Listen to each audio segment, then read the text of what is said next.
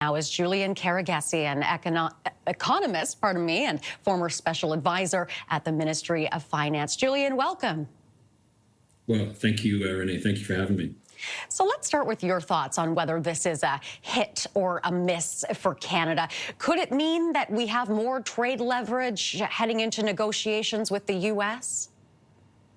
I think it was a clever tactic by Prime Minister Carney to hold on to this tax to the last minute, and then President Trump came in at the very last minute, the Friday before, and pulled out of the talks. So it bought us a little time, and it gives the appearance that we've made a concession as we head towards this July 21st date. So I think there's a mini win there. We also had to back down publicly and give in on this tax, but I think that was a good tactical maneuver by the Prime Minister. Now, the Parliamentary Budget Office had estimated that tax would bring in more than $7 billion over 5 years. What does the loss of that revenue mean for Canada? Well, it's coming, that potential loss of revenue is coming at a time where we have incredibly large challenges and pressures on federal and provincial budgets. We've got pressure, obviously, coming right from Washington to boost our defense spending sharply to 5% of GDP. We have pressures from healthcare on transfers payments right across the board. And also there's a sovereignty issue as a sovereign nation. The digital tax, the digital services tax, that's a domestic policy.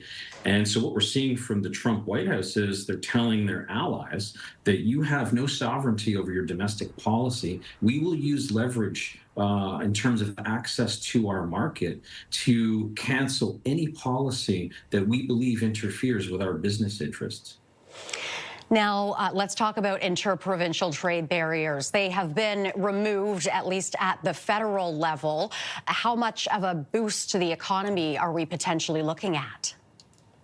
I think from the removal of so-called federal barriers to provincial trade, I think those are largely symbolic in terms of direct barriers to trade. But the feds have incredible influence in tax spending and borrowing powers to promote infrastructure, to promote competition policy right across the economy. In terms of the boost to the economy, if all provinces and territories were to actually eliminate the most egregious interprovincial trade barriers, I don't think the sum would come to $200 billion a year, as we've seen, but it will allow us to increase our productivity. It will create, for the first time in Canadian history, a truly internal economy. It will allow people to move more easily across the country.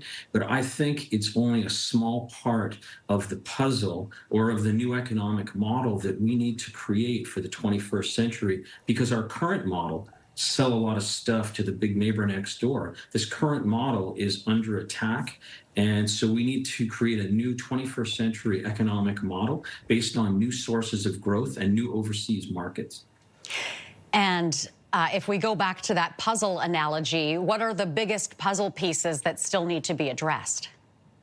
I don't know if this is in order of importance, but one of the big pieces of the puzzle is, and this is a medium long-term thing, although there are gains we can do in the short term, I think we need to reduce our trade dependence on the United States. I think that should be one of the primary objectives.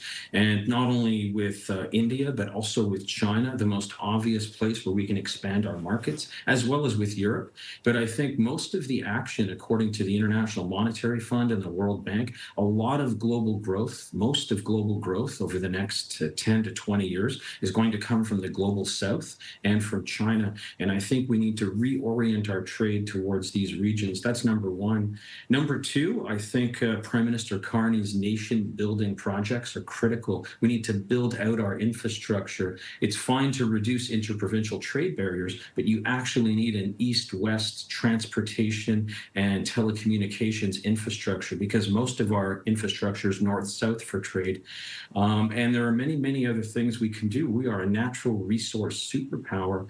And I think, Renee, on a confidence note, I think it's important for us to remember on Canada Day that we were a rich country before we had total free trade with the United States, and we will stay a rich country if we make good choices.